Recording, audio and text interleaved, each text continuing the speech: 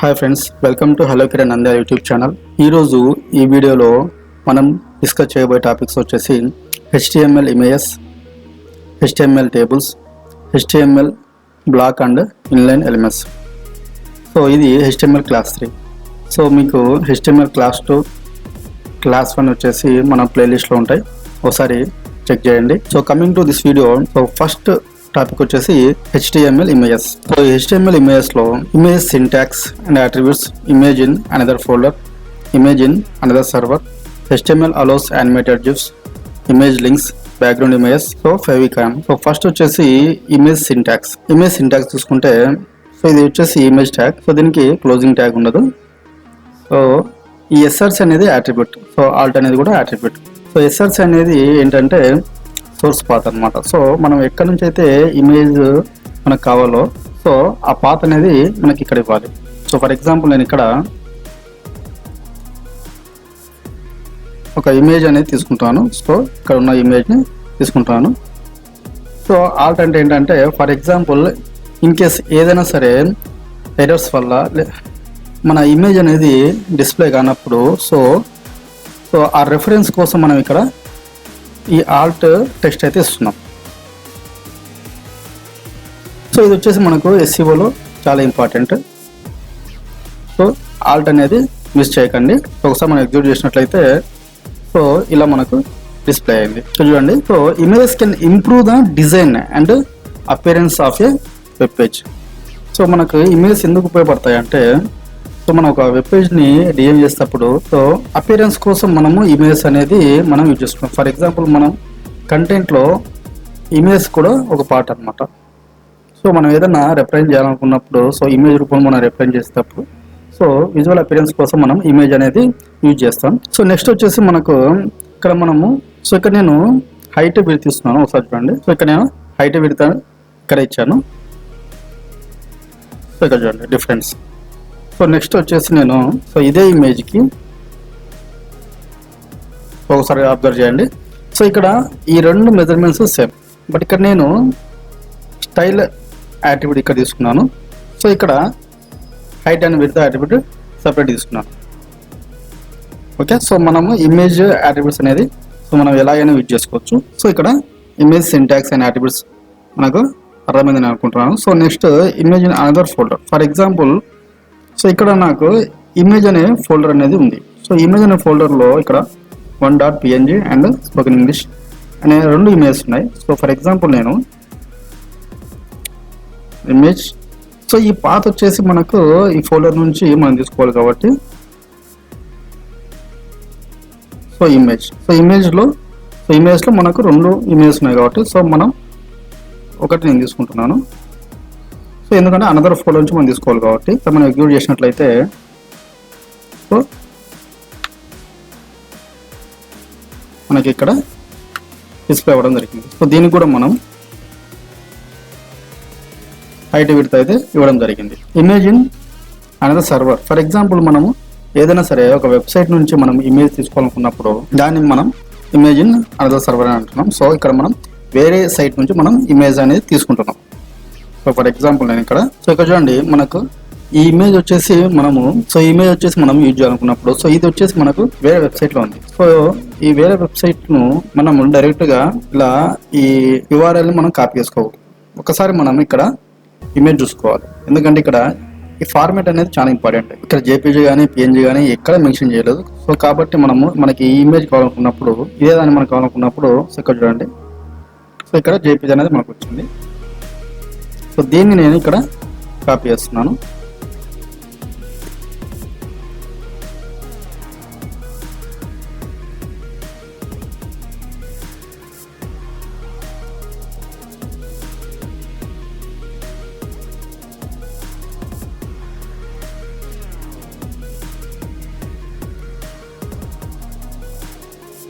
చూడండి, so image అనేది మనకి ఇక్కడ డిస్ప్లే అయింది. సో అలాగే మనం జిఫ్ ఫైల్స్ కూడా మనము సో అలాగే మనం animated image means GIF images కూడా మనము ఇదే ప్రాసెస్లో మనము డిస్ప్లే చేయొచ్చు.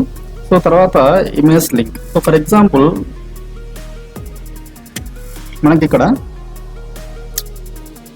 ఈ లోగో అనేది డిస్ప్లే అయింది. సో ఇక్కడ నేను క్లిక్ చేసిన వెంటనే మనకు నెక్స్ట్ పేజ్కి మనకు నావిగేట్ అవ్వాలనుకున్నప్పుడు సో మనము అప్పుడు ఇక్కడ మనము యాంకర్ ట్యాగ్ అనేది ఇస్తున్నాం. ఓకే, సో మనకు ఇక్కడ ఇంకొక ఫైల్ అనేది క్రియేట్ చేస్తున్నాను.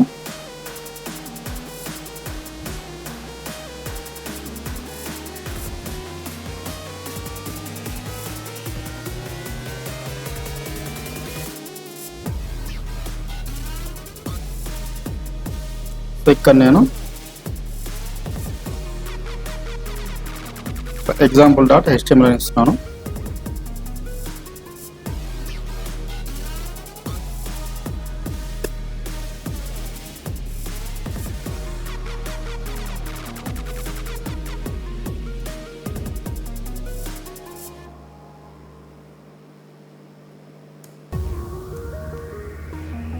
సో మనకు ఇది మనం ఎక్కడైతే క్రియేట్ చేసామో సో అక్కడ మనకు పాత్ అనేది ఇవ్వాలి.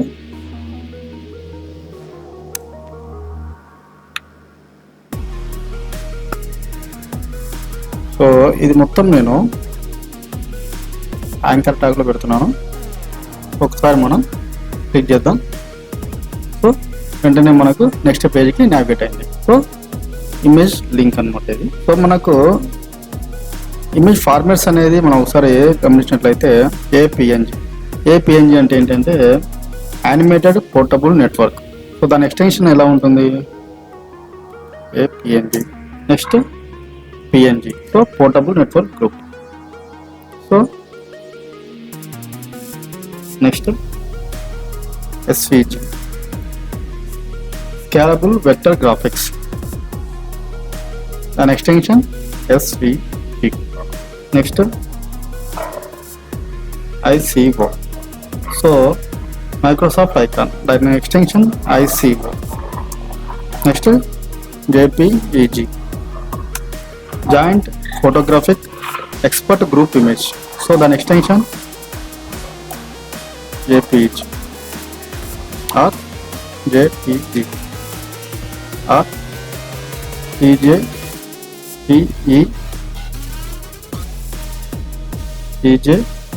PEG. Next PJP. Okay, GIF. So GIF means graphics interchange format, extension GIF. So ఇలా మనకు ఇమేజ్ ఫార్మాట్స్ అనేవి ఉంటాయి. సో నెక్స్ట్ వచ్చేసి మనకు background images. So for example so నేను బాడీకి బ్యాక్గ్రౌండ్ ఇమేజ్ ఇస్తున్నాను. ఒకసారి అబ్జర్వ్ చేయండి. సో ఇక్కడ చూడండి మనకు రిపీట్ అయింది ఇక్కడ. సో ఈ రిపీట్ కాకుండా ఉండాలంటే మనం ఏం చేస్తామంటే so background repeat, no repeat. So మనకు రిపీట్ అనేది కట్టేది. Next background size. సో ఎందుకంటే నేను మొత్తం కవర్ చేయాలనుకుంటున్నాను. సో ఇక్కడ మొత్తం కవర్ అవ్వలేదు. సో అందుకు నేను ఇక్కడ మొత్తం కవర్ చేయాలనుకుంటున్నాను. సో నెక్స్ట్ వచ్చేసి background attachment means fixed. So నేను బ్యాక్గ్రౌండ్లో దాన్ని ఫిక్స్ చేస్తున్నాను. ఎందుకంటే మనము బాడీ పైన సో మన కంటెంట్ అనేది డిస్ప్లే చేస్తాం కాబట్టి సో బ్యాక్గ్రౌండ్లో ఇమేజ్ అనేది ఫిక్స్ చేస్తున్నాం అనమాట. సో చేంజ్ అవ్వకుండా, రైట్. సో ఇది process. So background image. So next మనము CSS క్లాస్లో ఫర్దర్గా అడ్వాన్స్ లెవెల్లో మనము ఈ బ్యాక్గ్రౌండ్ ఇమేజ్ మనము ఎలా డిస్ప్లే చేస్తాము, సో అడ్వాన్స్ ఫీచర్స్ ఏంటి కూడా మనం డిస్కస్ చేద్దాం. నెక్స్ట్ వచ్చేసి ఫేవైకాన్. సో జస్ట్ సింటాక్స్ ఏంటంటే లింక్ ఫేవైకాన్. సో ఇక్కడ మనకు మనం ఏదైతే మనం ఇవ్వాలనుకుంటున్నామో అది ఇక్కడ మనము డిస్ప్లే చేయొచ్చు.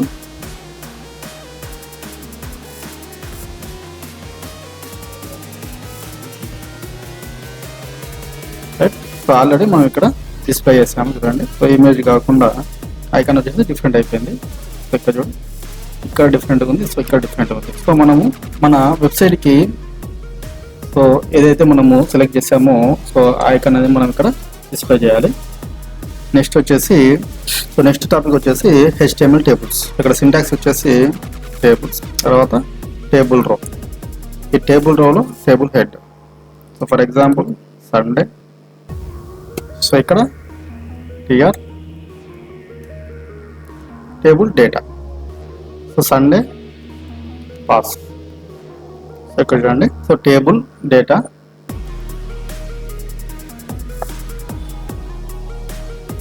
సో ఎక్కడైనా స్టైల్ విడ్త్ వచ్చేసి నేను 100% ఇస్తున్నాను.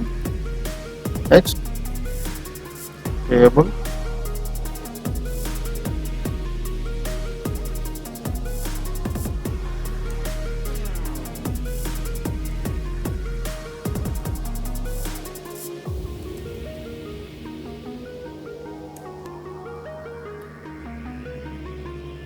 సో ఇక్కడ నేను సో బార్డర్ అనేది కొలాప్స్ చేస్తున్నాను.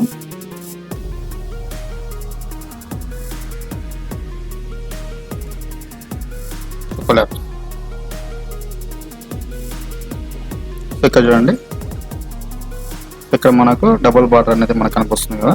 సో కొలాప్స్ చేస్తున్నాను. సో ఇక్కడ మనకు మెర్జ్ అయింది చూడండి. సో ఇక్కడ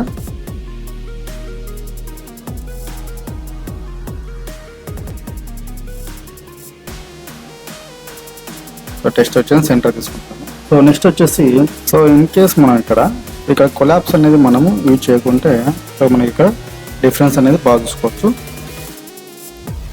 సో నెక్స్ట్ నేను ఏం చేస్తున్నా అంటే ఇది బార్డర్ స్టైల్. సో ఇక్కడ మనకు బార్డర్ స్టైల్లో dotted, dash, double, groove, hidden, inherit so చాలా ఉన్నాయి. సో నన్ను అంటే బార్డర్ లేకుండా సో ఇక్కడ నేను డాష్ అనేది ఇస్తున్నాను. Others dotted. ఒకసారి చూడండి. సో ఇక్కడ మనకు మీరు అబ్జర్వ్ చేశారంటే ఇక్కడ డాటెడ్లో స్టైల్ అనేది మనకు డిస్ప్లే అయింది. అలాగే డాష్ అనేది ఇస్తున్నాను చూడండి. సో డాష్లో మనకు డిస్ప్లే అయింది. సో డబుల్ చేస్తే ఇక్కడ మనకు డబుల్లో బార్డర్ అనేది డిస్ప్లే అయింది. సో ఇది వచ్చేసి మనకు బార్డర్ స్టైల్. నెక్స్ట్ వచ్చేసి ఆల్రెడీ మనం బార్డర్ కలర్ అనేది తీసుకున్నాము. ఇక్కడ చూడండి. ఆల్రెడీ మనం బార్డర్లో కలర్ అనేది తీసుకున్నాము. నెక్స్ట్ వచ్చేసి ప్యాడింగ్. ఫర్ ఎగ్జాంపుల్ నేను ఇక్కడ ప్యాడింగ్ అని ఇస్తున్నాను. ఒక 30 పిక్సెల్ ఇచ్చాను. చూడండి, అబ్జర్వ్ చేయండి. ఇక్కడ మనకు ప్యాడింగ్ అనేది 30 పిక్సెల్ తీసుకు. సో నెక్స్ట్ వచ్చేసి మనకు టేబుల్ కాల్ స్పాన్ అండ్ రో స్పాన్. సో ఇక్కడ నేను ఈ సండేను మండేని మెర్జ్ చేసి సో ఒక నేమ్ ఇస్తున్నాను. ఇక్కడ నేను సండే అనేది కంప్లీట్ డిలీట్ చేస్తున్నాను. సో దీనికి నేను కాల్ స్పాన్ ఇస్తున్నాను. సో 2 అని ఇస్తున్నాను. Sunday and Monday. సో రెండు వచ్చేసి మనకు ఒకే దాంట్లో మెర్జ్ అయినాయి. సో నెక్స్ట్ రో స్పాన్.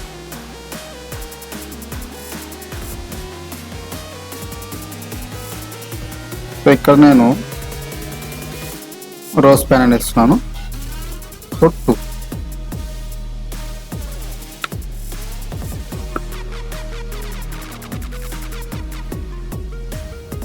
సో ఇక్కడ చూడండి. సో ఈ రెండు రోస్ అనేది మనకు మెర్జ్ అయ్యాయి. సో ఇది మనకు రో span, call span.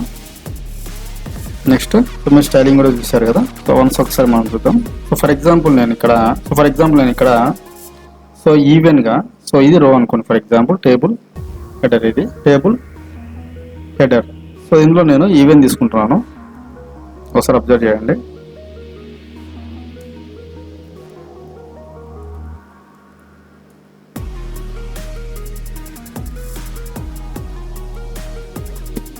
So background colour వచ్చేసి రెడ్ అని తీసుకుంటున్నాను. సో ఇక్కడ చూడండి. So even. సో ఇది 1, తర్వాత 2, తర్వాత 3. సో ఈవెన్గా ఉన్నవన్నీ మనకి ఇక్కడ రెడ్ కలర్ వచ్చేసాయి. నెక్స్ట్ నేను సో టేబుల్ రో తీసుకుంటాను. టేబుల్ రో ఈవెన్ తీసుకుంటాను. సో ఇక్కడ చూడండి. సో టేబుల్ రోలో మనకి ఈవెన్. సో 1, తర్వాత 2, తర్వాత 3, తర్వాత 4, తర్వాత 5, తర్వాత 6తో టేబుల్ రోలో మనకి ఈవెన్ అని వచ్చాయి.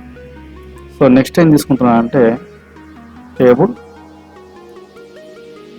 హెడర్. సో ఈవెన్ తీసుకుంటున్నాను. బ్యాక్గ్రౌండ్ కలర్ బ్లూ తీసుకున్నాను.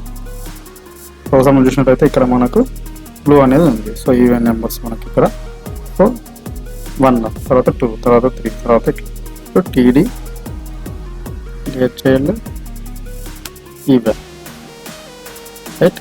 సో ఈవెన్లో మనకు టేబుల్ డేటా కూడా మనకు రావాలన్నప్పుడు సో ఇది మనకి ఇక్కడ డిస్ప్లే అయింది. సో నెక్స్ట్ మనము సో ఆర్డర్ కూడా తీసుకుంటున్నాను.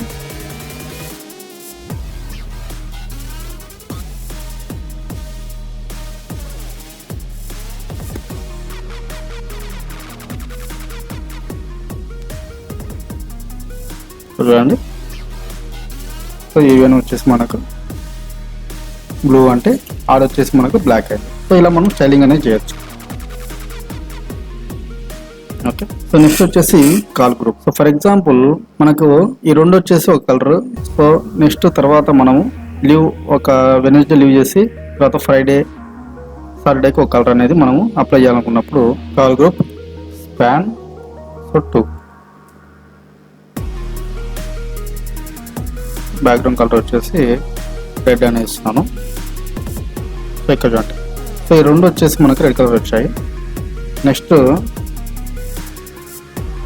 కాల్ స్పాన్ 1 అనేది యూజ్ చేశాను. Next call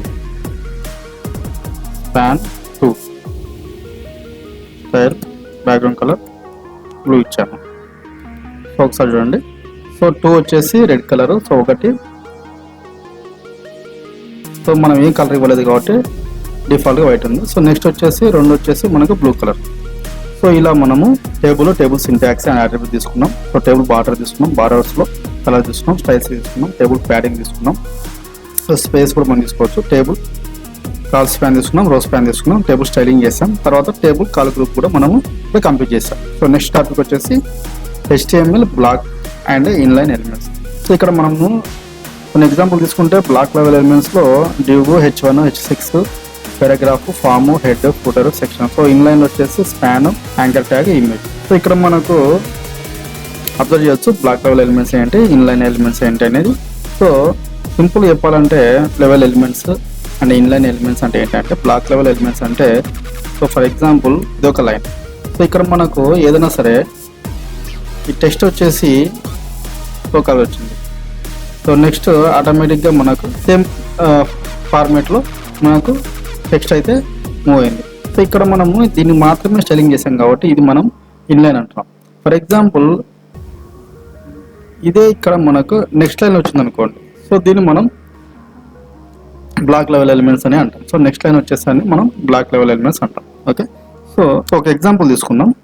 so for example నేను ఇక్కడ యాంకర్ ట్యాగ్ తీసుకున్నాను. సో మనం చెప్పిన ప్రకారం సో యాంకర్ ట్యాగ్ అనేది మనకు ఇన్లైన్ ఎలిమెంట్ అంటే మనకు స్ట్రైట్గా రావాలి.